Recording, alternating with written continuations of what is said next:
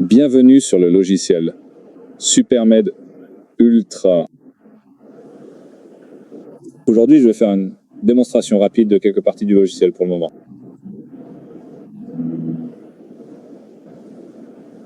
Je suis connecté en tant que réceptionniste ou infirmière à la réception. Une fois que vous cliquez sur dossier réception, vous avez des options comme enregistrer un nouveau patient. Vous pouvez voir la liste des patients. Et ensuite, vous pouvez réserver une consultation. Donc, si vous voulez enregistrer un nouveau patient, vous cliquez ici. Vous obtiendrez le formulaire habituel où nous entrons le nom, le numéro de téléphone, le nom de famille, le genre, la date de naissance et tout le reste ici. Je ne vais pas enregistrer de patients maintenant car j'ai quelques patients fictifs dans le système. Je vais juste cliquer sur le logo pour revenir ici. Et voici la liste des patients. Alors, réservons une consultation pour voir. Une fois que nous cliquons sur réserver une consultation, nous sommes dirigés vers cette page où nous sélectionnons le nom du patient. C'est un patient qui a déjà été enregistré. Donc, je vais choisir test pour Ghana. C'est le nom que j'ai donné à mon patient. Ensuite, nous pouvons choisir s'il s'agit d'espèces, de l'assurance maladie nationale ou d'une assurance entreprise. Donc, nous en sélectionnons un. Dans ce cas, je vais utiliser espèces. Si vous sélectionnez l'assurance, vous devez choisir la compagnie d'assurance et le forfait d'assurance. Donc, pour les types d'enregistrement et de consultation, nous avons l'option ici. Nous sélectionnerons peut-être une consultation générale ou une consultation externe ou toute autre consultation ajoutée au système. Dans ce cas, je choisirai consultation externe et le prix est fixé à 500. Avec cela, je peux simplement cliquer sur enregistrer. Et j'ai réservé une consultation pour le patient nommé test pour Ghana. C'est donc ainsi que l'on réserve une consultation. Je devrais me connecter en tant qu'infirmière pour entrer signes vitaux. Et ensuite, nous pourrons assigner le patient à un médecin. Je vais donc me déconnecter et me reconnecter en tant qu'infirmière. Nous verrons cela. Je suis maintenant connecté en tant qu'infirmière. Et j'ai l'option de cliquer sur espace de travail infirmier pour venir ici. Je peux entrer les signes vitaux pour la consultation. Et il y aura quelques autres liens ici une fois que j'aurai terminé, comme la possibilité pour l'infirmière d'entrer ses notes. Elle devrait pouvoir lire les notes d'examen des médecins pour les patients admis et ce genre de choses. Ceci n'est qu'une démonstration rapide du premier prototype. Nous avons donc la saisie des signes vitaux pour la consultation. Une fois que vous cliquez dessus, vous accédez aux patients enregistrés pour la journée dans le système. Et donc cliquez sur le nom du patient qui était test 4. Test 4 Ghana. Oui, c'est comme ça que j'ai nommé le patient. L'infirmier dispose alors d'une interface pour visualiser la consultation prévue pour le patient et saisir les signes vitaux. Lorsque l'on clique sur ajouter une ligne, on a la possibilité d'ajouter par exemple la température, le pouls, la tension artérielle, systolique et diastolique, la fréquence respiratoire, disons 20.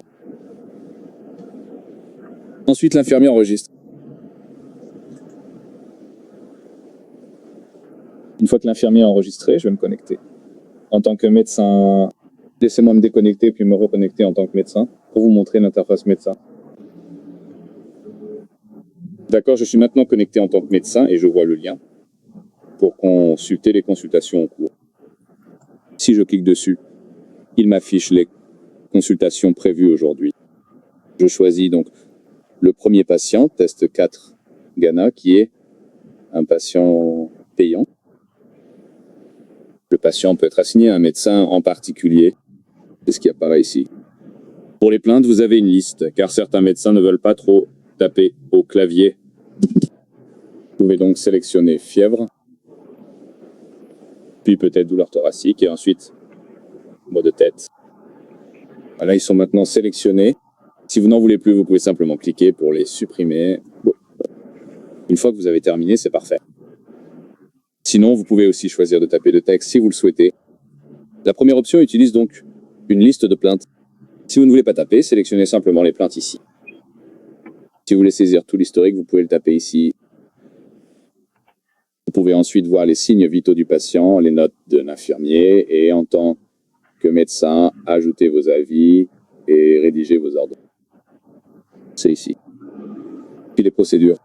Il y en a une ici pour une suture. Voyons si je peux en ajouter une autre, comme une césarienne. Comme vous pouvez le voir, dès que je la sélectionne, le prix est affiché ici. Je ne peux pas modifier.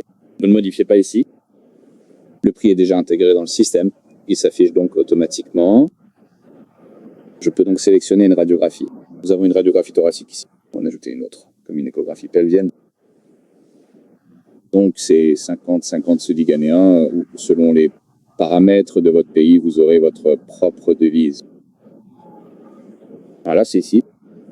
Et ensuite, vous pouvez rédiger votre résumé de cas, surtout pour les patients hospitalisés. Puis vous enregistrez.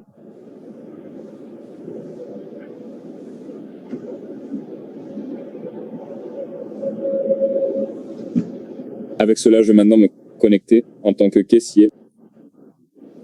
Et nous laisserons le patient effectuer ses paiements pour que nous puissions voir. Merci. Je vais donc connecter en tant que caissier maintenant.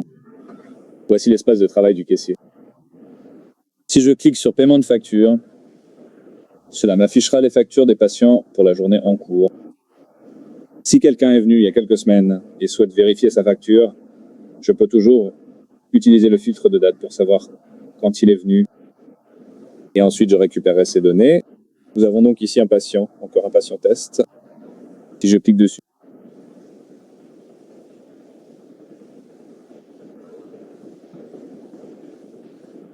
cela devrait afficher la facture pour ce patient. Puis nous avons réservé une consultation en consultation externe pour le patient. Nous avons également demandé une radiographie et nous avons aussi effectué une suture. La consultation était donc de 500 à... La radiographie était de 200.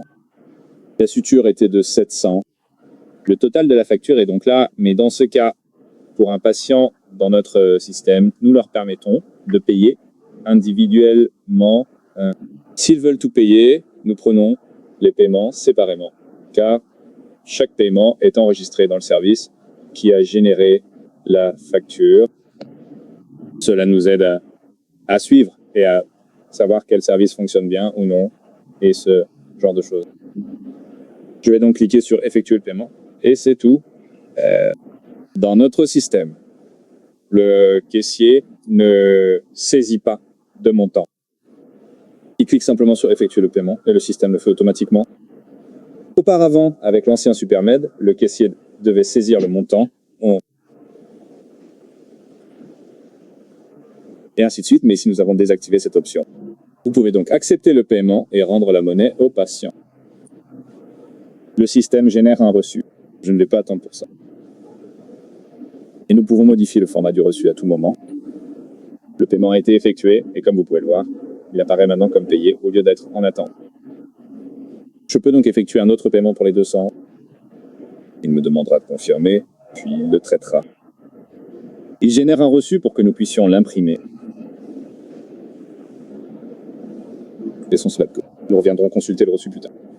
Et vous pouvez également effectuer le dernier paiement pour l'intervention. La raison pour laquelle nous effectuons les paiements par département, comme la radiologie, les consultations, les procédures, etc., est de permettre au patient, s'il ne peut pas tout payer d'un coup, de régler l'essentiel sur le moment et de revenir le lendemain pour payer le reste. Et devant dans l'attente sur le système. Voici donc un aperçu du Supermed Ultra. Si vous souhaitez imprimer le reçu, il vous suffit de lancer l'impression. Il y a d'autres éléments que je vais vous montrer, comme la section laboratoire et d'autres zones du système. Le système est également équipé d'un module de comptabilité complet